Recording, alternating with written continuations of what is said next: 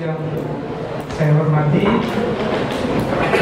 Lurah Tomang Jogi, saya hormati juga Ibu Ismia dan Ibu dari Biro Hukum Pemprov DKI, yang saya hormati juga dari bagian hukum pemerintah Kota Jakarta Barat, yang saya hormati juga Bapak Ibu yang berasal dari kantor kecamatan Kabupaten Bogor, ya.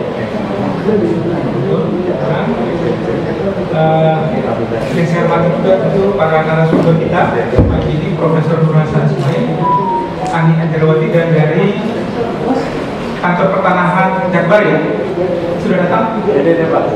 Oh, Pak Devi, Pak. Ya, selamat pagi, Pak. Pagi, dan tentu juga saya mengucapkan selamat pagi dan kepada Bapak Ibu sekalian peserta kegiatan penyuluhan hukum kali ini. Saya mewakili Prodi Magister Ilmu Hukum Kampus Jakarta dan sekaligus Fakultas Hukum UGM mengucapkan terima kasih kepada Biro Hukum Pemprov DKI, Bagian Hukum Pemprov Jakarta Barat, Kecamatan Grogol, Kelurahan Tomang, atas partisipasinya, atas energi yang dikeluarkan untuk bersama-sama menyiapkan kegiatan kita pagi ini. Perlu saya sampaikan Bapak Ibu sekalian bahwa kegiatan ini adalah yang kedua, ya. Yang kedua setelah tahun lalu kita adakan di Jakarta Timur, ya. Itu tempatnya di kantor Wali Kota Jakarta Timur. Dan tahun ini gilirannya Jakarta Barat, dan mungkin nanti untuk yang kedua kali tahun ini antara Jakarta Pusat, Jakarta Utara, Jakarta Selatan, ya. Jadi memang ini kita lakukan begini sebagai bagian dari kesepakatan tahun lalu dengan Ibu Kabiro Hukum Pemprov DKI dan juga para kabak-kabaknya, kedua orang di sini, Bu Dia dan Bu Kevin, bahwa kita sepakat untuk mengadakan penyuluhan hukum bersama secara bergilir.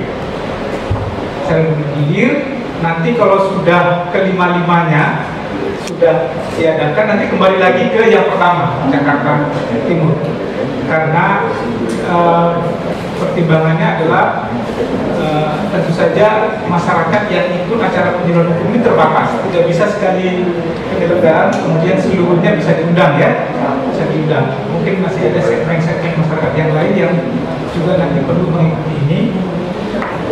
Dan Bapak Ibu sekalian, kegiatan semacam ini dari kacamata kami orang kampus KM adalah bagian dari Tridharma. Ini adalah dharma pengabdian yang kami lakukan bersama-sama dengan masyarakat, di mana kami berkesempatan membagikan ilmu dan pengalaman kami kepada Bapak Ibu dengan harapan apa yang kami bagikan itu bisa digunakan oleh Bapak Ibu untuk menambah pengetahuan dan kalau bisa menyelesaikan masalah-masalah.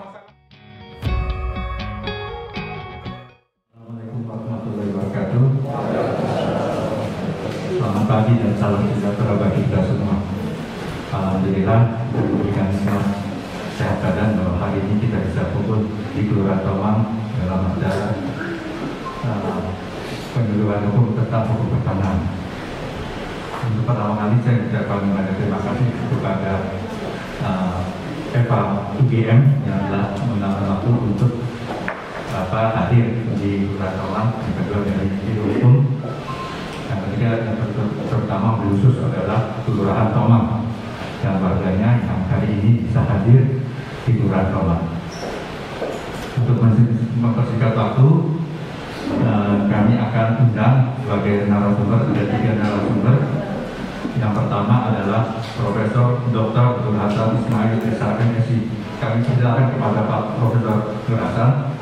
Beliau ini juga membantu penyelesaian reklamasi yang ada di Pemprov DKI. Kami persilakan Pak Profesor. Tepuk tangan buat Pak Profesor.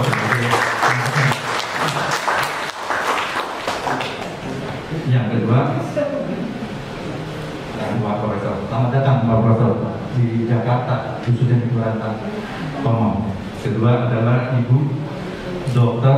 Jur Ani Anjarwati SHMSI. Kami persilakan Pak Ibu Ani untuk hadir. Mohon maaf ya kalau ada salah penyebutan. Yang ketiga, kami undang dari rekan kami dari BPN Kota Transi Jakarta Barat, yaitu Bapak Daulat David Sihaluro SIT MM.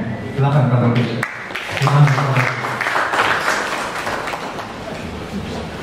Ini berarti. Oh iya, ini jaga ya.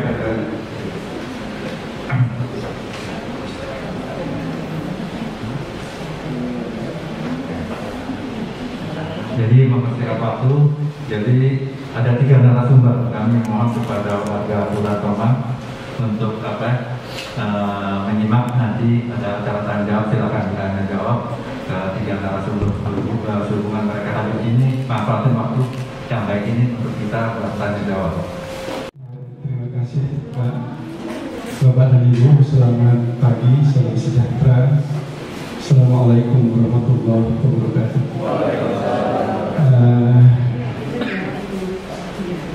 Tadi nama saya sudah disebut lagi, tapi ada baiknya saya ulangi. Saya Nur Hasan Ismail, Bapak dan Ibu. Saya lahir di Madura dan sekarang hidup di Yogyakarta. Jakarta kadang-kadang untuk ladang pengaritan. Saya nggak tahu istilah ladang pengaritan itu kalau di kampus terbiasa ladang pengaritan itu ya artinya tempat untuk cari uang. Kan lumayan Mbak, pendapatan Jakarta tapi hidup ala nasi kucing di Jogja.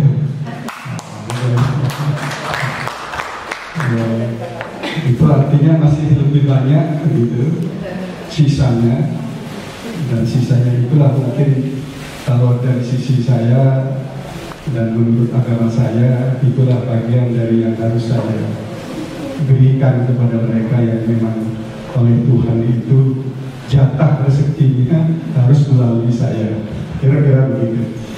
Bapak dan Ibu, hukum pertanahan itu ya tentu sangat banyak, itu bahkan itu diberikan dalam 2 semester begitu. Kan susah kalau saya harus meningkat. Oleh karena itu saya hanya ambil salah satu aspek saja yang mungkin sering dan banyak terjadi juga di Jakarta, bahwa nanti Bapak dan Ibu akan tanya apa saja begitu, monggo. Tapi saya akan memfokuskan pada aspek yang sangat kecil saja, yaitu mengenai tanda bukti hak. Tanda bukti hak ini bagian dari satu bidang di bidang hukum pertanahan, itu di bidang pendaftaran hak atas tanah. Selamat siang, salam sejahtera Bapak dan Ibu yang saya hormati. Di sini saya kebetulan sambung.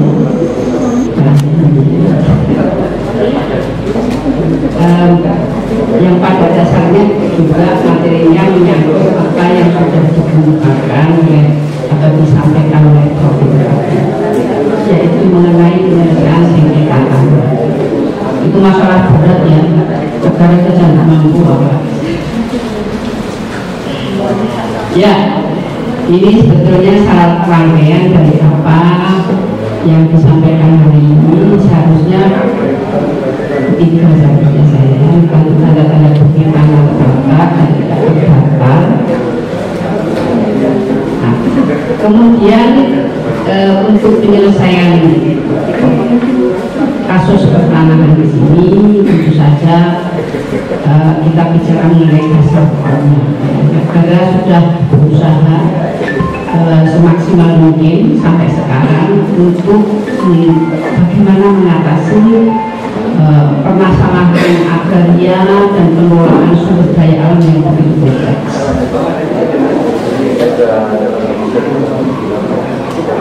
Yaitu salah satunya juga Undang-Undang 2012 tentang pengadaan tanah untuk pembangunan bagi kepentingan umum ya. Di sana pada dasarnya kalau Kemudian juga dikeluarkan pasca Undang-Undang Cipta Kerja PP Nomor 43 Tahun 2021 tentang penyelesaian tata ruang kawasan hutan, izin dan atau hak atas tanah. Dan juga tentu saja PP 24/2007 ada kaitannya ya, yang menyentuh PP Nomor 18 Tahun 2021 tentang hak pengelolaan hak atas tanah satuan rumah susun dan pendaftaran tanah. Kemudian untuk penyelesaian sengketa dari KPR BPN sudah berusaha juga dikeluarkan Permen Peraturan Menteri ATR BPN Nomor 21 Tahun 2020 tentang penanganan dan penyelesaian kasus pertanahan. Jadi di sini Kementerian ATR BPN ini untuk penyelesaian kasus pertanahan, prosedurnya memakai dasar ini. Kemudian juga kalau melalui litigasi berdasarkan Permen Nomor 1 2016 tentang prosedur mediasi di pengadilan. Sengketa pertanahan di sini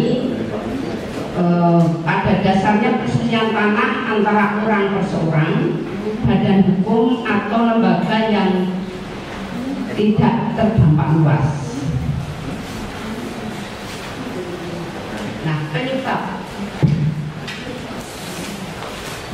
penyebab sengketa tanah yang tentu saja tadi juga salah sebagian juga sudah dikemukakan oleh Prof. Nur, yaitu lemahnya jaminan kepastian hukum hak penguasaan tanah. Assalamualaikum warahmatullahi wabarakatuh.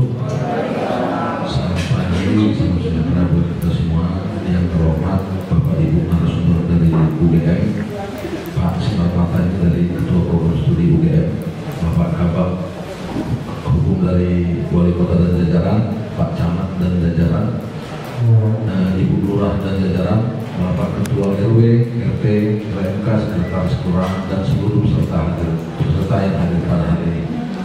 Kalau saya tadi diperkenalkan, sekarang saya memperkenalkan diri. Nama saya Dawud David Syarul lengkapnya, tapi biasa dipanggil David. Mohon izin Pak Nur sama Pak Sinar ini, walaupun saya ini gelarnya SA, tapi saya bukan sarjana hukum, mohon maaf nih, tapi si halo. Saya juga alumni dari UGM, dari Fakultas Teknik Informatika ini Pak, doakan terus Pak pengajar kita nih. Jadi saya terus terang saya berdiri di hadapan Bapak Ibu, saya muter ini. Tapi baiklah, jadi mungkin kalau tadi Bapak Ibu narasumber tadi bicara masalah sengketa mengenai alasan bukti lama, mungkin saya langsung aja kita berbicara mengenai hak atas tanah yang ada di negara kita ini. Jadi sesuai dengan Undang-Undang Nomor 2 Tahun 60 itu disebutkan ada hak milik, ada hak hidup, hak guna usaha, ada hak guna bangunan, dan ada hak pakai. Jadi hak milik itu adalah hak terkuat secara menurut terpenuh yang dimiliki oleh seseorang. Yang syaratnya memiliki hak milik itu adalah perseorangan ataupun badan-badan hukum bank yang diatur dalam PP 63 ya, PP lupa saya tahun 63. Saya lupa ini Pak Nur, mohon maaf nih. Terus ada hak guna bangunan, ada hak guna usaha, ada hak pakai. Jadi yang lazim ketika kegiatan dengan PTSL atau dengan masyarakat itu adalah hak milik dan hak guna bangunan. Terus berikutnya itu sebenarnya yang dilakukan oleh BPN itu apa? Pada prinsipnya yang dilakukan oleh BPN itu prinsipnya ada dua kegiatan, yaitu kegiatan pendaftaran tanah pertama kali dan kegiatan pemeliharaan data.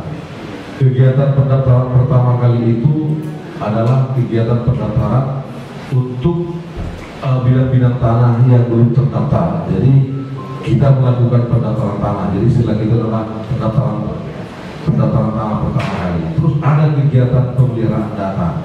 Kegiatan pemeliharaan data itu apa? Yaitu kegiatan yang terdiri dari Misalnya roya, perpanjangan hak, balik nama, hak tanggungan dan lain-lain. Jadi prinsipnya kegiatan pemeliharaan data itu adalah kegiatan untuk bidang-bidang tanah yang telah bersertifikat. Misalnya ibu mau balik nama itu kita sebut dengan kegiatan balik nama.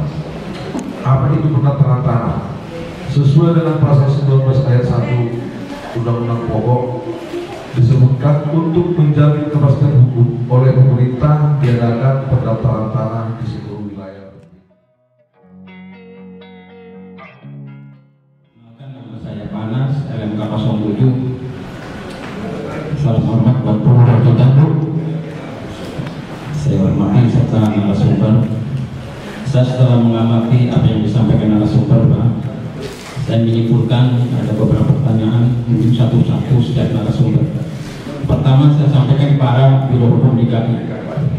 Ibu kalau bisa masalah hukum ini jangan masalah pertanahan aja, Bu. Di warga itu banyak kriminal, masalah waris, ya. Itu kalau bisa jangan fokus masalah pertanahan karena warga nggak selalu punya tanah, loh. Jadi ke depan tolong, terutama yang luas itu masalah kriminal. Tolong ke depan di kolaborasi dengan masalah itu. Terus masalah kedua saya pertanyakan pada Bapak Profesor. Tadi disampaikan dalam pembentukan sertifikat itu perlu data yang akurat, ketelitian, kecerdasan, kecermatan. Bapak katakan boleh hal itu. Yang saya pertanyakan, kenapa outputnya ini banyak sertifikat ganda? Tadi Bapak katakan dari Badarhut kalau masalah salah oke. Ini salahnya kok jomplang banget. Pas keluar ada namanya beda, ukuran tanahnya beda. Ini siapa yang salah? Bapak katakan semua datanya bagus, sertifikat itu segala macam, oke lah. Saya pertanyakan outputnya itu di situ. Oke, yang kedua, yang ketiga saya buahnya. Tapi buahnya katakan sampai sekarang tentang pintu pertanahan di Indonesia.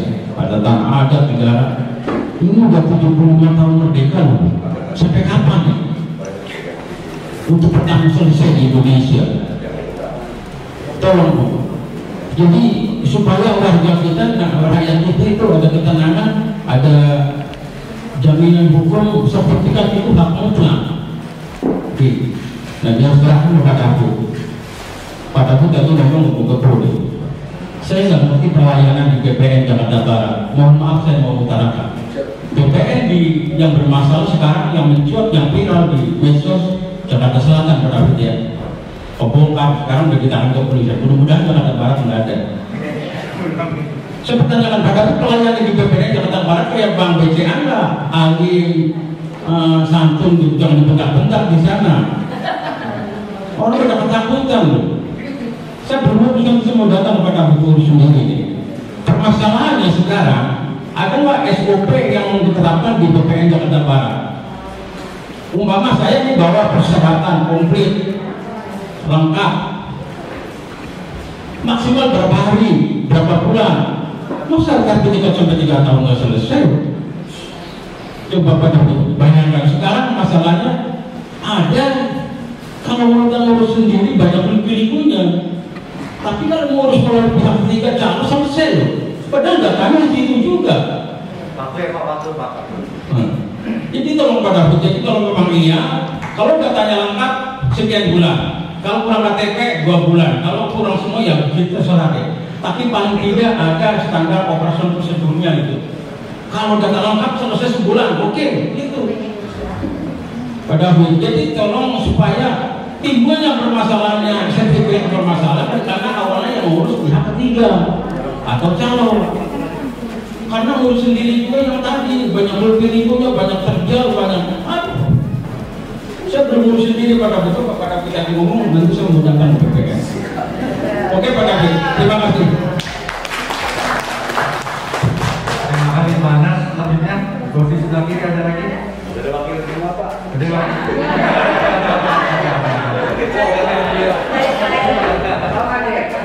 Silakan Pak, bernama dan terang.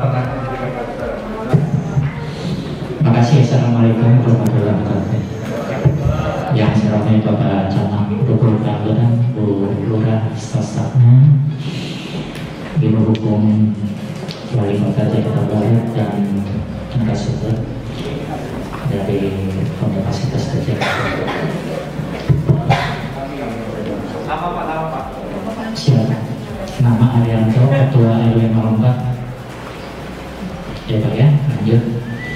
Dalam ini saya mau menanyakan yang Bapak narasumber sampaikan tadi, masalah sudah mempunyai sertifikat namun lahan semua sepertinya tadi menyampaikan Bapak. Namun lahan tersebut bisa diambil alih oleh pihak lain. Pertanyaan saya satu, jadi sertifikat itu secara alami tidak ada kekuatan Pak ya?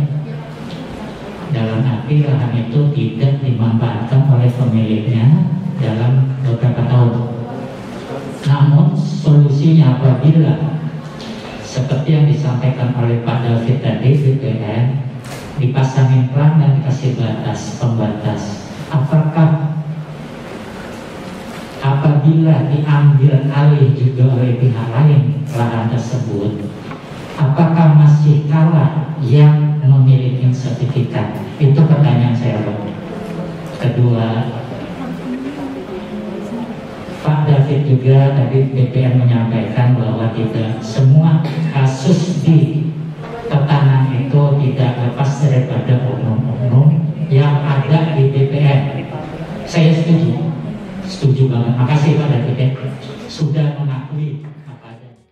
Satu pertanyaan saya, di wilayah saya ada satu bidang tanah yang ditempati sudah 3 bulan tahun di bantaran Tanggul, tapi bukan ke arah Kali. Itu dari arah Kali kira-kira 200 meter. Panjangnya ada 4 RW. Saya di bagian 1 RW, yang lebih ada 5 RT. Itu sudah beranak pinak dari Lungkong sampai cucu, cicit, buyut. Ada warga bilang itu udah lama, tapi itu nggak bisa sertifikat. Kepengenan ada sertifikat, walaupun memang nilai rumahnya nggak gede-gede, paling 4 kali 6, karena rumah kecil. Dan ini ketika saya bicara sama kawan saya Bapak DPRD dari fraksi adalah ya, dia bilang, Bang, ini kenapa kita bisa ngasih ini bikin sertifikat? Karena menurut yang saya dengar dan banyak orang dengar, kalau penguasaan yang tadi Bapak Profesor bilang ada 20 tahun sudah dikuasai, terus lagi tanpa ada, atau maksudnya tidak ditinggal, bahkan penguasaannya terus sampai buyut gitu, sampai cucunya gitu. Bahkan di rumah itu sudah ada 3 kakak, 4 kakak gitu yang pergi.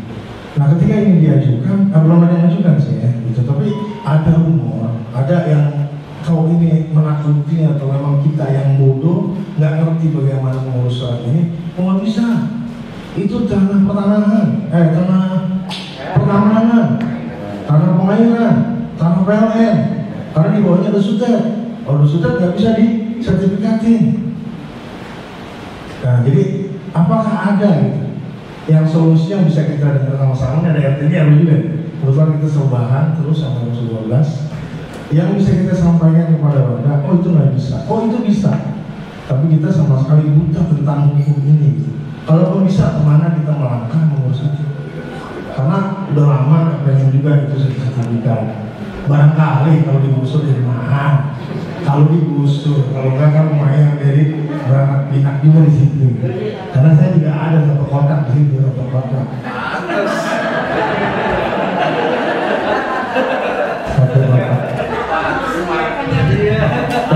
Tapi saya ditinggal ada sertifikat, saya di luar itu, saya sertifikat. Barangkali bisa pencerahan soal ini, jadi bisa kita bawa juga nih ke masyarakat. Oh ternyata begini, oh bisa, tapi begini caranya. Oh nggak bisa karena ini gitu. Mungkin bisa dari profesor atau dokter atau dari BPN sekalian. Itu aja. Terima kasih. Assalamualaikum warahmatullahi wabarakatuh. Saya Lili, saya dari RW 09 Ada 3 pertanyaan yang ingin saya ajukan. Ini pertama menyangkut sertifikat. Mengenai penjagaan sertifikat, kalau kita punya sertifikat harus dijaga. Yang jadi masalah buat saya, apakah kalau ini menyangkut waris, ketika yang mempunyai tanah itu adalah kakek saya dan kami menempati di tanah itu, apakah harus diubah sertifikat, harus diperbarui sertifikat itu? Jadi kakek saya, ibu saya, suami saya, apakah harus diperbarui? Karena yang menimbulkan masalah ketika akan dijual sertifikat ini harus dibalik nama lagi dengan ahli waris. Itu kawasan membutuhkan biaya yang banyak. Karena hal itu terjadi pada saya. Karena saya juga akan menjual sertifikat itu bukan atas nama kami ahli waris yang masih hidup, tapi sudah merupakan kakek. Itu pertama. Jadi kalau seandainya, jadi saya mempunyai bayangan kalau seandainya saya mempunyai tanah, saya menjual otomatis ahli waris saya harus mengganti tanah. Dan kita pasti tahu kalau seandainya mengganti sertifikat pasti banyak yang membutuhkan biaya. Yang kedua, untuk saya mengalami sendiri mengenai pembelian tanah. Jadi ketika saya membeli tanah ukurannya sekian, jelas. Tapi ketika akan disertifikatkan itu ukurannya berbeda. Dari awal tukang ukurnya mengatakan, setiap tukang ukur itu berbeda. Padahal ketika kami beli ukurannya sekian, ketika akan menjual ukurannya sekian, padahal itu ahli dari BPN. Jadi kira-kira ini bagaimana? Karena kalau misalkan dibeli, pasti akan terus berkurang tanahnya. Dan itu menjadikan masalah karena saya mengalami ketika menjual tanah sekian, ketika mereka pembeli tanah mengukur kembali, ternyata ada kurang dan kita harus membayarkan kekurangan itu. Ini yang ketiga. Yang kedua, yang ketiga adalah mengenai masalah apakah wajib sertifikat tanah. Saya punya teman di desa. Kenapa tanah kamu nggak disertifikatkan? Tanah kami luas, tanah perkebunan berhektar-hektar. Kalau bisa disertifikatkan, berapa biayanya? Jadi mereka lebih menyukai mempunyai tanah itu aja deh. Bisa dibalik bisa jual beli di bawah tanah, bisa untuk diagunkan, bisa berpindah tanah, dan juga biayanya juga mungkin lebih murah. Apakah memang kalau sertifikat itu tidak menimbulkan masalah kalau misalkan pergantian itu lebih cepat? Dan satu hal lagi mengenai tanah, kalau seandainya suatu tanah, suatu bidang tanah kita sudah menempati berpuluh-puluh tahun, kita wariskan, tidak ada sengketa di antara yang tinggal di situ. Kan tinggal di situ kan bisa jadi anak, cucu atau mantu dari tanah yang besar dibagi menjadi kecil-kecil. Apakah perlu mempunyai sertifikat masing-masing tanah pemilikan? Apakah mungkin lebih enak? Kadang-kadang mereka tidak harus mempunyai sertifikat juga mereka yang tenang karena penguasaan tanahnya hanya sekitar itu jadi pemilikan. Terima kasih. Assalamualaikum warahmatullahi wabarakatuh. Dan tanya ke Profesor tentang sertifikat ganda. Silakan Pak kalau menjawab. Dan juga Bu Ani tentang Bupati Tinggi Pertanahan, Pak David tentang SOP soal penyelesaian sertifikat. Jadi kami bicara ke Pak Profesor Lukas. Sebenarnya bagi saya Pak, itu sertifikat ganda terbuka saja terjadi. Namun tetap manusia, tetap manusia gitu. Kemarin saya ditanya oleh seorang wartawan, Prof, apa dengan digitalisasi sekarang masih mungkin gitu terjadi pemalsuan data dan termasuk sertifikat ganda? Mbak, selama masih manusia yang ada di belakang teknologi itu, dan manusia itu tidak punya sikap profesional. Sikap profesional itu artinya aturannya begini, diikuti sesuai dengan aturan itu. Yang kedua, selama dia tidak mampu mandiri artinya bebas dari pengaruh pihak manapun, termasuk iming-iming apapun. Saya tidak mengatakan uang loh Pak, karena iming-iming kan macam-macam Pak. Iya, tergantung. Ya sudah, itu semua terbuka untuk terjadi. Jadi kuncinya adalah pada sikap profesional dan sikap otonom, mandiri, gitu ya. Dalam bahasa agamanya sikap amanah terhadap tugas. Gitu. Kalau orang sudah tidak amanah, ya apapun bisa terjadi, mau tetap manusia kok. Jadi itu Pak, jawaban yang lebih lengkap Pak Ajud Pak. Jadi bagi saya mudah saja melempar. Yang kemudian yang lain itu apa langsung aja ya? Iya, timbang nanti satu persatu ya gitu. Kalau sertifikat itu kuat, tetapi masih bisa bisa hilang, bisa apalagi kemudian orang lain masuk. Apa kalau begitu sertifikat itu tidak punya kekuatan berlaku? Tetap punya Pak. Cuman persoalannya satu memang istilah kuat itu satu kelemahan dari sistem pendaftaran kita. Tetapi sebenarnya itu kalau prosesnya benar-benar dijalankan sesuai dengan aturan dan otonom, sebenarnya tidak perlu takut. Gitu. Nah, gitu. Cuman persoalannya kan ini bukan tergantung pada pemegang hak, tapi tergantung pada kinerja dari teman-teman di BPN. Yang tergantung kepada pemegang hak itu Pak adalah jangan pernah tinggalkan tanah itu. Kerjakan, gunakan, manfaatkan secara terus-menerus. Itu saja begitu. Entah itu digunakan itu tidak harus dirinya sendiri Pak. Bisa nyuruh orang lain kok. Tapi dengan perjanjian ini saya berikan ke kamu untuk diusahakan, tapi tolong ya gitu. Ini saya hanya memberi pekerjaan pada kamu. Karena kalau tidak nanti ya dia merasa oh saya sudah mendapatkan hibah dari pemegang hak. Nah, kan bisa begitu gitu. Jadi itu Pak yang perlu dilakukan dari pemegang hak. Dan inilah bedanya Bapak dan Ibu antara sistem hukum pertanahan kita sekarang dengan pada zaman penjajahan. Kalau menurut KUH Perdata itu Pak, itu yang hukum pada zaman penjajahan untuk bidang pertanahan. Satu kali hak atas tanah itu terbit Pak, selamanya ada. Meskipun orangnya sudah meninggalkan Indonesia,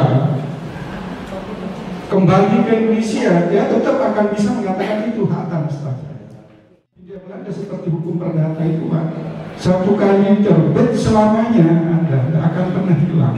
Maka sekarang kan banyak di Jakarta orang cari sertifikat zaman Hindia Belanda itu seperti sertifikat Indong, setelah itu digunakan untuk menggugat. Nah yang mohon maaf gitu, saya kadang-kadang ya jadian juga hakim tidak paham tentang hukum tanah nasional. Tapi ayo mumpung hakim belum paham utuh, kita rame-rame gitu. Tapi kalau hakim teman saya ingatkan, ingat tuh gitu. Kamu teman saya, kalau enggak ya saya jewer sendiri. Kamu ya sudah nggak bisa, itu sudah tidak berlaku lagi seperti itu. Gitu. Ada fungsi sosial. Itu Pak yang dari Pak Anu tadi gitu, yang kedua seperti itu. Kemudian gini Pak, tanah sudah dikuasai, terbuka juga untuk mungkin, nah ini gitu. Jadi Pak, ya saya tidak tahu realitanya, saya harus memahami benar.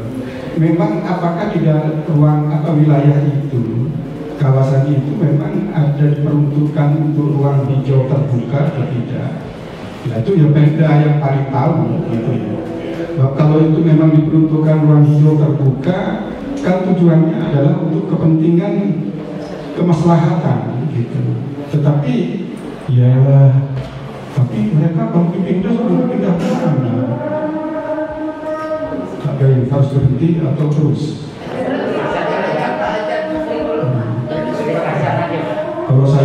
udah Pak, terus karena yang wajib itu belajar menjawab adzan sunnah, tapi saya jangan dipraktekkan itu Pak, nanti saya kita itu dipertanyakan saya harus jawab gitu. Kalau enggak nanti ya, saya kalau ditanya kamu ilmu untuk apa gitu, ditanya saja kamu nggak jawab kok gitu. Ya, jadi ini Mbak, jadi itu memang. Jadi kan sebenarnya setiap penguasaan terbuka untuk dimohon. Cuman sekali lagi tergantung pada kantornya Pak David. Itu saja Pak. Tapi kalau Pak David juga akan berpikir, kalau sudah dikatakan ruang terbuka hijau, kalau kantornya Pak David berani memberikan Pak, ya besok pasti didatangi oleh tetangganya. Maksud saya tetangga Kementerian ATR itu yang ada di Blok M agak mocok gitu loh Pak, yang gedung bundar itu loh. Nah itu gitu. Jadi itu yang perlu tetapi terus jalan keluarnya bagaimana? Saya kira ya Pemda pasti harus bersikap ahli gitu ya. Saya mohon maaf, saya bukan penggemar, bukan pendukung Pak ya. Tapi saya melihat dari sisi kebijakan. Dulu ada kebijakan dari Pak Ahok ketika menjadi gubernur. Orang-orang yang ada di tempat-tempat yang memang diperuntukkan ruang terbuka hijau, itu kan sedikit demi sedikit kan dipindah ke satu tempat. Bahwa itu cocok atau tidak lain persoalan, tetapi itu mungkin menurut saya satu solusi. Gitu. Hanya yang saya kurang cocok itu adalah kenapa kok bukan rusunami gitu, bukan rumah susun milik, tetapi harus sewa gitu. Kalau menurut saya serahkan saja milik dan tidak boleh dijual. Aturan hukumnya kalau dijual batal itu di hukum, karena negara memberikan itu dalam rangka kesejahteraan dia. Jadi tidak boleh. Jadi harus ada solusi tetap gitu. Kecuali kalau sudah punya lebih dari yang ditempati, itu lain persoalan. Saya tidak ingin mengatakan apa-apa. Ya, pokoknya Pak David telah tergantung yang menilai. Kemudian yang warisan gitu, warisan itu gini Pak, warisan itu tetap boleh dibagi, boleh dibagi. Memang harus dibagi. Kalau tidak, ya itu bom waktu loh. Sekarang mungkin belum jadi sengketa antar ahli waris. Tapi nanti kalau sudah turunan cucu, ya terbuka untuk konflik, itu hanya mengulur-ulur konflik. Jadi menurut saya tetap harus dibagi, dan untuk jaminan kepastian hukumnya ya tetap harus didaftarkan. Nah pendaftarannya apakah tiap orang? Hukum kita boleh kok dia daftarkan secara bersama-sama. Jadi tanah ini tidak dibagi, tapi tetap dimiliki bersama oleh seluruh ahli waris. Nanti diberikan sertifikat, satu sertifikat dengan nomor 1. Kalau memang masing-masing tidak ingin memperoleh sertifikat, sertifikatnya 1, semua pemilik tercantum di dalam sertifikat. Nah, gitu. Jadi harus maksudnya kalau ada satu orang meninggal berarti ahli warisnya harus mendaftarkan untuk sertifikat baru ini gitu. Nah itu yang benar-benar sengketanya di situ. Benar sengketanya kalau ada ahli waris yang sudah meninggal. Ya kalau tidak punya anak nggak ada masalah. Gitu. Tapi kalau punya anak kan akan melahirkan masalah. Gitu. Jadi intinya untuk menjaga sebaiknya demikian. Iya. Belum lagi kalau itu akan menganut hukum Islam kan. Gitu. Kalau menurut hukum Islam kan ada, kalau ini sudah mestinya sudah harus diwaris, dapat warisan sekian, dia meninggal dan tidak punya anak, kan akan jatuh pada siapa ini? Kepada saudara-saudaranya. Kalau orang tuanya masih hidup kan ke atas. Gitu. Nah itu. Gitu. Jadi ini persoalan warisan itu mengapa hukum negara tidak ingin campur tangan terhadap persoalan warisannya, tetapi mendaftarkannya itu yang diatur oleh hukum negara. Karena itu persoalan sangat privat. Gitu. sangat kekeluargaan gitu. Jadi silakan diselesaikan. Dan kemudian kalau luas tanah itu bisa saya tidak tahu Bu, kok luas tanah ketika 2 unit itu dijual, kalau sudah disertifikatkan masa berubah lagi. Nah itu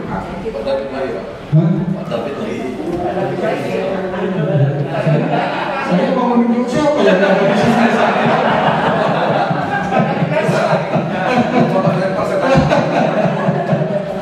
Tapi terbuka sebenarnya, terbuka untuk berbeda itu terbuka, gitu ya. Karena begini, saya beri contoh begini. Ini saya ahli hukum pertanahan, beli di Pengembang.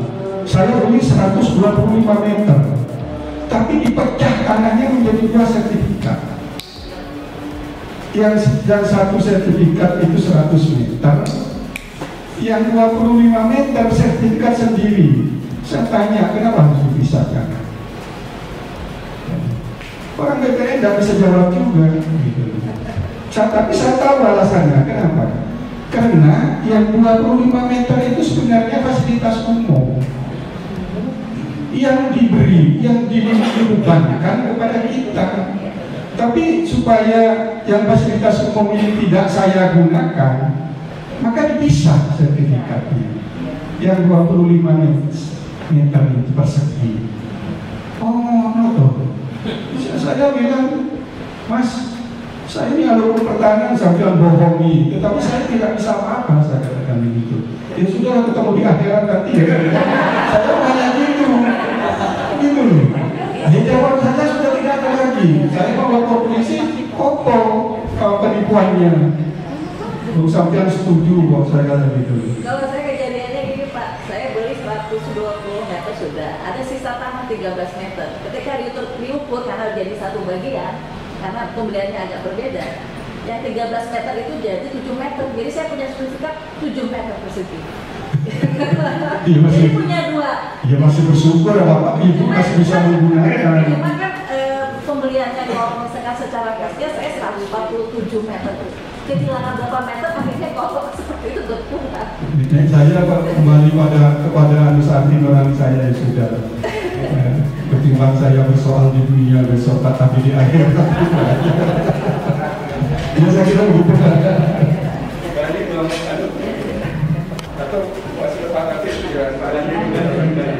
Ya terima kasih. Saya ingin menanggapi apa yang ditanyakan oleh Pak.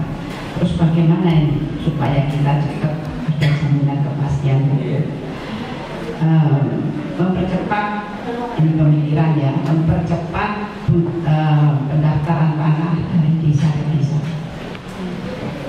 dan atau pemetaan dengan skala besar. Kalau idealnya kalau peta desa itu 1:500 skalanya itu serentak di seluruh Indonesia dengan tentu saja menggunakan teknologi pemetaan yang canggih. Itu saya pikir yang ahlinya itu saya pikir itu nanti karena apa, pemetaan itu harus ada kaitannya dengan jaminan kepastian. Sementara kewenangan pemetaan sekarang ini ada di Badan Informasi Geospasial dan pemetaan desa itu atau pemetaan yang paling besar 1:50.000 dan itu pemetaan belum ada kaitannya dengan jaminan kepastian. Jadi saya pikir itu. Kemudian tadi pemasangan, ada orang masang bahwa ini milik tanah milik yang bersangkutan. Kalau ada orang yang dan dia meninggalkan lama sekali, tapi kemudian di tempat orang lain, apakah itu boleh?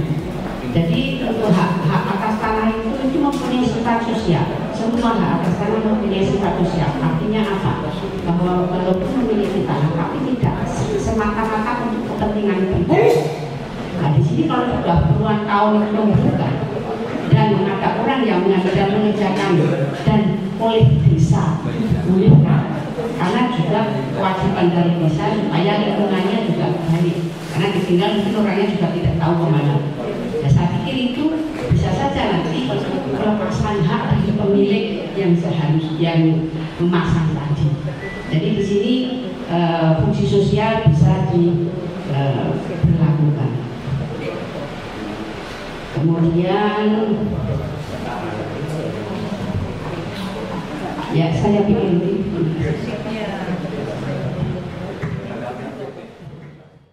memang sudah ada sertifikat, tapi sertifikat lama. Yang itu tadi yang saya bilang itu ada administrasi dari pertanahan kita yang kurang baik lah ya, kurang lengkap, kurang benar karena zaman dulu lah. Ini bukan iming-iming Pak, harus kita bedakan Pak. Nah ini bukan tendensinya bukan ke situ Pak. Ini harus kita akui adalah fakta, memang ada kelemahan dari data kita yang dulu Pak. Nah, ketika dimohon, dicek di peta pendaftaran tanah itu masih kosong. Orang ini ada tanah kosong nih. Tapi sebenarnya di atas tanah itu sudah ada sertifikat, tapi tanahnya tidak dikuasai, tidak dimanfaatkan, kita nggak tahu pemohonnya. Bisa saja terbit karena ada oknum rekayasa diri, rekayasa surat, sehingga dimohon. Ketika dimohon di data kita, di peta pendaftaran tanah kita itu masih kosong karena belum diplot, karena nggak jelas datanya. Nah, begitu diplot, besoknya orang menggugat itu tanah kita. Itu pun dari hasil rekonstruksi bisa saja nggak di situ. Itu satu. Terus yang kedua, ketika orang bicara sertifikat ganda, kemarin gua orang tangkap Pak, datang dia bawa sertifikat untuk melakukan pengecekan sertifikat. Begitu kita lihat ini, kita kan punya kodenya nih, begitu agak berbeda. Sambil mau kita urut, kita panggil teman-teman dari Polres, kan kita ya seperti itu. Jadi masih ada kemungkinan tadi seperti kata Pak Profesor, kita ini masih manusia Pak, berbagai cara masih bisa dilakukan orang. Tapi dengan sistem sekarang, yang namanya kita itu tidak dengan pendaftaran tanah sekarang itu paling data-data yang lama Pak. Kalau yang sekarang itu nggak mungkin, kecil kemungkinan, sangat kecil kemungkinannya kalau disebut sertifikat ganda. Kalau ada mungkin istilah sertifikat ganda itu orang yang membuat mencetak sertifikat seolah asli, itu Pak. Ya, terus yang kedua mengenai SOP tadi Pak, SOP itu kita di kantor itu ada Pak SOP-nya. Sesudah dengan Perkab 1/2010 itu sudah dijelaskan. Itu kita papat di kantor. Bapak juga bisa ngecek secara online di Sentuh Tanahku, di loket kita ada Pak. Jadi kalau sekarang BPN itu lebih ramah, lebih sehat, lebih enak kita. Bapak datang ke sana, Bapak begitu dari rumah agak maju, begitu sana lihat pegawai yang senyum Bapak bahagia. Itu saya pastikan itu Pak. Terus yang kedua, ini kita adalah jas, ketika pemohon kita mengharapkan BPN ini yang datang itu adalah pemohonnya langsung, pemilik tanah sendiri. Itu kita siapkan karpet merahnya Pak. Itu berbeda dengan kuasa. Kita pastikan itu berbeda. Begitu Anda sebagai pemohon langsung, itu langsung diarahkan ke sebelah kanan. Dan itu kita prioritaskan. Nanti ketika pemohonnya itu mungkin memiliki kondisi yang agak kurang fit, mungkin sudah tua, nanti sertifikatnya atau orang lain akan kita antar ke rumah. Ya, itu layanan kita sudah mencoba memberikan yang terbaik Pak. Terus tadi ini juga Pak di BPN Jakarta Barat ini ada namanya W12 notifikasi. Ketika Bapak misalnya permohonan balik nama nih, permohonan balik nama langsung akan masuk notifikasi atau pemberitahuan kepada WA Bapak bahwa nomor permohonan Anda sudah didaftar dengan nomor berkas sekian. Nanti akan diberitahu kapan akan selesai. Nah, salah satunya adalah untuk balik nama Pak, kita bicara SOP. SOP kementerian itu 5 hari, tapi di BPN itu 3 hari Pak. Ya, itu kita pastikan itu. Jadi itulah upaya kita, walaupun mungkin kami kasarnya senja ini. Bukan malam-malam, Sabtu Minggu masuk. Bahkan kemarin saya cek nih, saya bilang teman-teman, kenapa nggak BPN seperti rumah sakit saja? Pegawainya itu dibuat bergiliran aja sih, gitu loh. Biar maksudnya itulah ini kita Pak ya. Jadi sekali lagi, kalau nanti ada Bapak Ibu yang merasa dipersulit, terutama Pak Anas, boleh temui saya ya. Nanti boleh ketemu saja saya. Iya. Bos dicatat, saya cuma saya di kantor kok. Saya jam 7:30 saya nyampe, pulang saya jam 7:30 tiap hari itu. Ini Pak Haryanto. apa tadi sudah punya sertifikat tetapi masih bisa itu tadi sampaikan dengan Pak Nur tadi kan. Memang itu tadi, itulah kelemahan sistem kita Pak. Tapi itu tadi bagaimanapun sertifikat ini, seperti kata Pak Profesor kita adalah masih yang kuat, gitu kan. Artinya ketika Bapak punya sertifikat, Bapak jaga, orang juga nggak berpikir nggak sembarangan inilah mau merekayasa data mereka, nggak juga kan. Tapi itulah arti pentingnya sertifikat itu. Misalnya Bapak ini tadi punya sertifikat, ada mengklaim didudukin tanahnya, dia pakai giring, Bapak bisa usir dengan minta bantuan polisi, usir itu orang saya punya sertifikat. Nah orang itu misalnya Bapak dudukin minta usir Bapak, nggak bisa. Karena itulah perbedaannya tadi kastanya sertifikat dan giring, itulah salah satu ininya, kelebihannya Pak ya. Jadi itu tadi intinya tetap mari kita jaga sertifikat ini dengan baik. Kita nggak usah berpikir negatif lah kepada ini. Kita selalu berpikir positif lah. Kalau kita berpikir positif, tubuh kita tuh sehat Pak. Terus tanah ini tanah digarap sebagai aset ya. Ya Pak Haji, Ustaz. Berapa meter tanah Bapak di situ? Dikompakin. Buat saya mati aja. Ini warga Pak, warga udah dukung Pak. Benar nih. Iya. Sama gitu. Jadi gitu Pak. Jadi gini maksudnya itu cuma rumor apa kedengeran gitu. Betul aja. Kita belum ngecek apa iya benar tanah hijau, tanah merah, kalau cek kita belum ngecek. Iya. Jadi pertama yang bisa dilakukan dengan peta Jakarta 1. Jadi juga mana ada ukuran. Mungkin teman-teman kurang. Nanti Pak kabar juga ya. Tolong ini ini ada pemikiran saya aja nih. Kita di Jakarta ini kita bersyukur sudah punya peta Jakarta 1. Mari kita manfaatkan bersama peta Jakarta 1 itu. Mungkin untuk warga bisa melihat rencana detail tata ruangnya untuk apa. Ini peluang bagi kita untuk merencanakan pemanfaatan tanah kita nantinya untuk apa. Ini hebat DKI ini. Demikian juga mungkin dengan teman-teman di kelurahan atau lurah. Dengan melihat menggunakan Jakarta 1, dia bisa menerbitkan riwayat tanahnya, memberikan keterangan apa, ini aset atau tidak. Mungkin memang tidak semua datanya itu sudah tersedia di situ, tapi setidaknya itu banyak informasi tematik yang bisa kita manfaatkan di situ. Ya, Jakarta 1 itu kalau kita bicara rencana detail pasti akan ketahuan. Ini rencana untuk rumah, jalur hijau, rencana jalan akan ketahuan. Ya Pak ya. Coba nanti bila dicek di peta Jakarta 1 itu satu. Terus yang kedua, ketika nanti Bapak akan bermohon, ya kami kan tetap mempertanyakan ini aset atau tidak. Itu harga mati.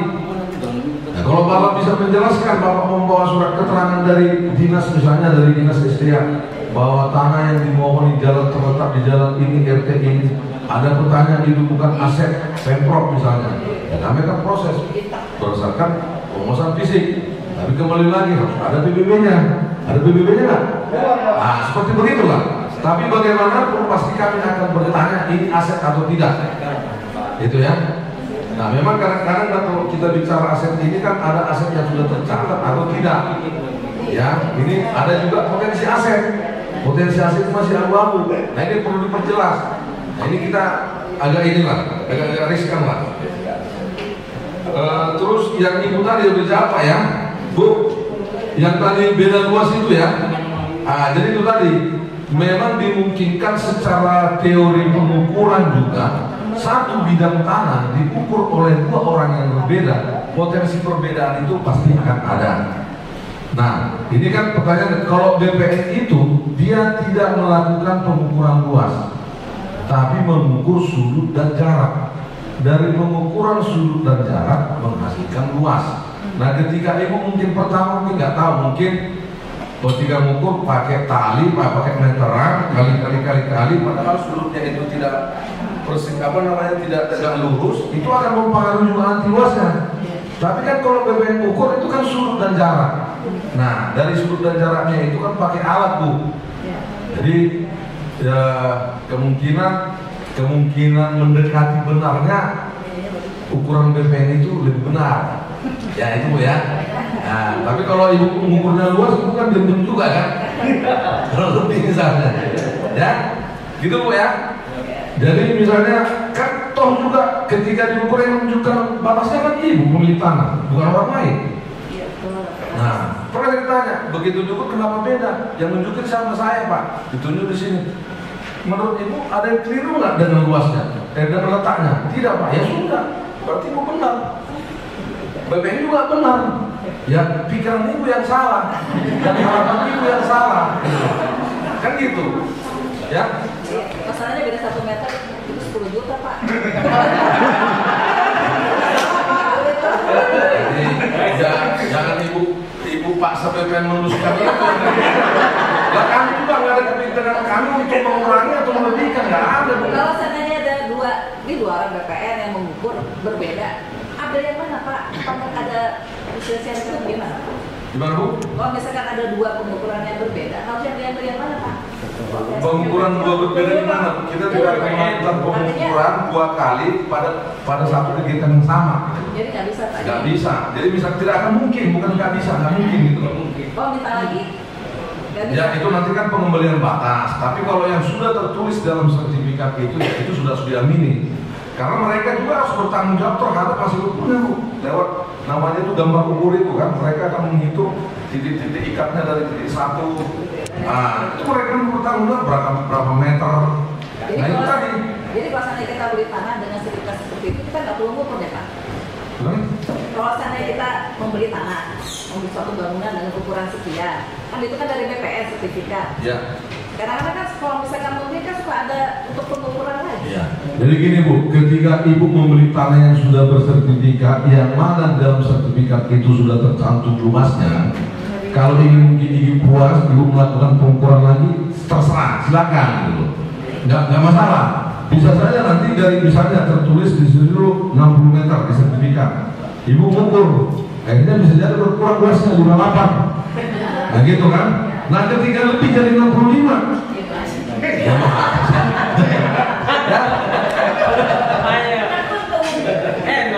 Tapi nggak pernah terjadi. ya, yang aku pengen untuk tetap ada jalannya Bu, gitu. Tetap ya ada caranya, ya. Cukup ya.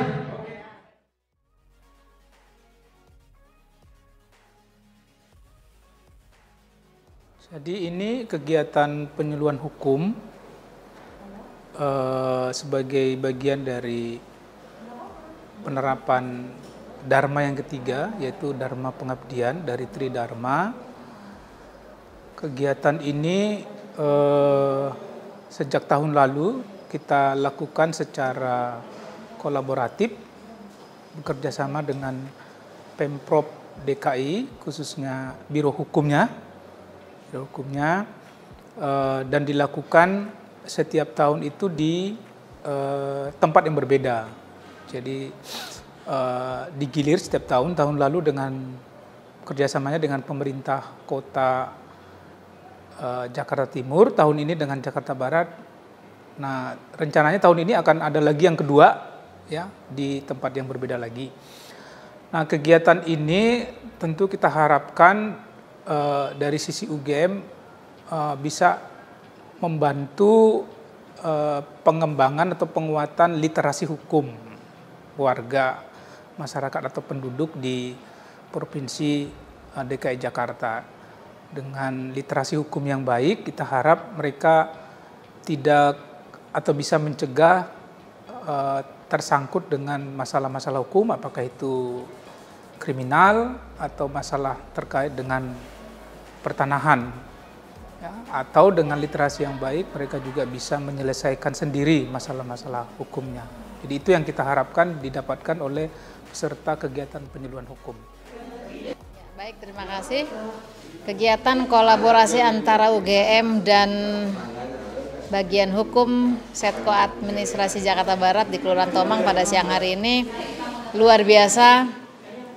Antusias dari warga masyarakat Kelurahan Tomang hadir dan bertanya kepada narasumber yang sangat dibutuhkan dalam pelayanan publik kepada masyarakat di wilayahnya itu sangat-sangat luar biasa. Mereka antusias dalam menyerap informasi yang disampaikan oleh narasumber.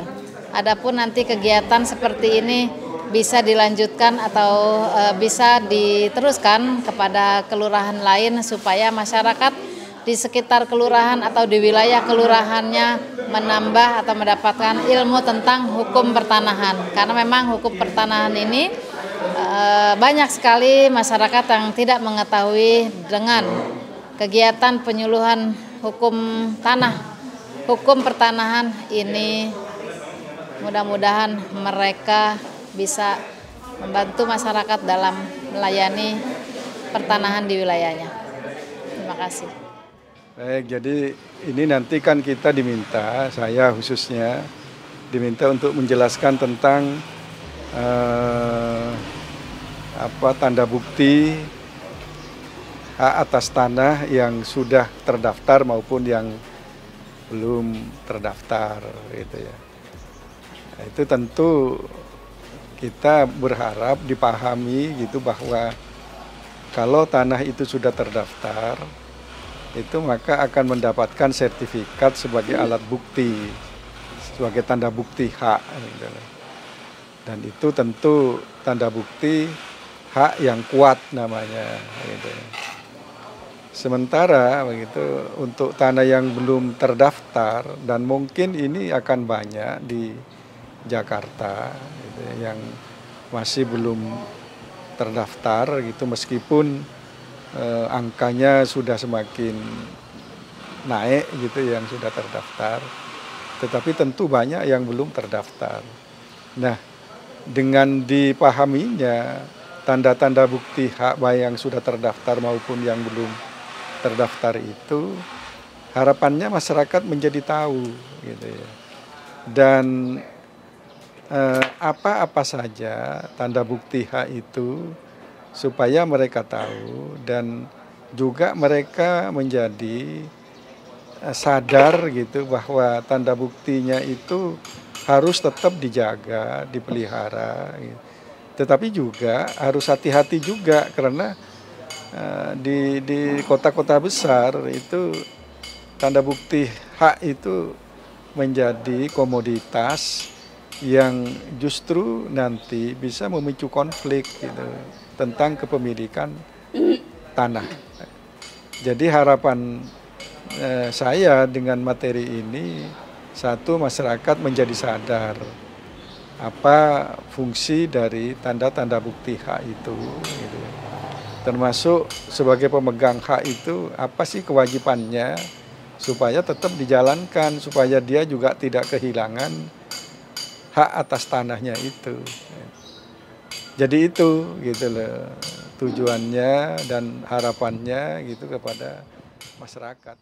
Untuk penyuluhan ini di Jakarta sebetulnya ini satu rangkaian ya, rangkaian kalau dari Prof. Nur tadi berkaitan dengan tanda-tanda bukti untuk tanah terdaftar maupun tidak terdaftar, dan nanti dari BPN berkaitan dengan kuatnya status hukum tentang tanda-tanda bukti tersebut. Untuk saya nanti akan membawakan mengenai penyelesaian sengketa tanah. Nah, penyelesaian sengketa tanah di Indonesia itu sangat rumit sekali ya, karena mempunyai akar masalah. Ya tadi salah satunya bahwa semua tanah di Indonesia itu belum terdaftar dan masih banyak, dan yang itu satu untuk bidang tanah. Yang kedua, eksisnya multi peta dasar atau lemahnya jaminan kepastian hukum penguasaan tanah, termasuk tadi mengenai tanda-tanda bukti yang tanah terdaftar tidak terdaftar, eksisnya multi peta dasar atau belum ada single basic map. Nah, itu sebagai akar masalah yang seharusnya itu nomor satu yang harus diatasi oleh negara ini. Karena apa? Itu sebagai landasan single basic map kalau mau mengadakan rencana atau mengadakan penataan ruang, itu minimal harus ada single basic map kalau berkelanjutan supaya tidak potensi konflik. Di Indonesia itu ada sekitar 24 instansi yang mempunyai peta dasar dan sekitar 152 peta tematik. Dan itu masih harus dikompilasi, diintegrasikan dan disinkronkan. Jadi saya pikir kita mengerti bagaimana kompleksnya permasalahan ini. Nah, oleh karena itu penyuluhan ini itu sebagai salah satu alasan juga supaya masyarakat tahu bahwa jaminan kepastian hukum itu penting sekali, hak penguasaan tanah. Dan harus tahu akar masalahnya, tidak hanya mengetahui permasalahan yang di permukaan saja, yang pada dasarnya diakibatkan oleh akar masalah. Nah, dengan pengetahuan itu saya mengharapkan juga supaya orang itu banyak juga tertarik untuk mengembangkan perbaikan ya berkaitan dengan keagrariaan atau pengelolaan sumber daya alam. Yaitu harapan saya untuk kalau penyelesaian sengketa di situ sebetulnya pemerintah sudah berusaha juga seperti khususnya yang berkaitan dengan pertanahan, yaitu adanya Permen Peraturan Menteri ATR BPN nomor 21 tahun 2020 mengenai penanganan dan penyelesaian sengketa tanah. Dan itu pun itu baik dengan untuk perdamaian maupun juga mediasi. Dan di situ ada tahap-tahapnya. Kalaupun itu nanti diselesaikan, itu hasilnya saja itu tidak selalu menyelesaikan masalah. Tergantung kasus per kasus. Sehingga ada yang harus dibatalkan dan seterusnya. Ya, jadi banyak sekali di sana, sehingga PR atau pekerjaan atau orang akan mengetahui bagaimana sulitnya pemerintah dalam hal ini kantor pertanahan itu membantu untuk menyelesaikan sengketa tanah. Ya, selain itu dari BPN juga ada mediasi ya, mediasi mengenai sengketa tanah itu diusahakan supaya adanya musyawarah ya, karena juga itu termasuk sederhana, cepat dan tidak menelan banyak biaya.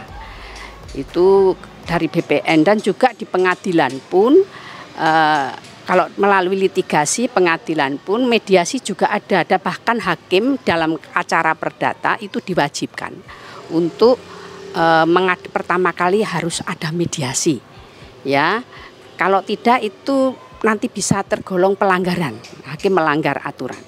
Nah itu dari Perma ya, Perma 1 tahun 2016 ya. Ya, saya pikir dengan penyuluhan ini semoga dapat banyak manfaat untuk masyarakat dan menjadi bahan perenungan. Terima kasih. Adapun tujuan dari kegiatan dalam pelaksanaan Tridharma Perguruan Tinggi ini adalah saya selaku aparatur pemerintah khususnya dari kantor pertanahan, saya merasa bersyukur dengan tujuan kegiatan ini, yaitu adalah melaksanakan edukasi hukum pertanahan kepada masyarakat. Jadi dengan adanya edukasi hukum pertanahan kepada masyarakat ini, masyarakat akan lebih mengetahui tentang hukum pertanahan yang nantinya bermanfaat bagi mereka dalam kehidupannya, dalam menjaga aset-asetnya khususnya tanah. Jadi ini adalah semacam koordinasi dan elaborasi yang baik antara pemerintah daerah, dalam hal ini Kelurahan Tomang, Kantor Pertanahan, Kota Administrasi Jakarta Barat, dan UGM khususnya Fakultas Hukum, yang dalam hal ini adalah program Prakasarjana Fakultas Hukum. Jadi ini adalah suatu kegiatan yang harus tetap ditingkatkan dan dipertahankan untuk memberikan edukasi hukum kepada masyarakat. Terima kasih.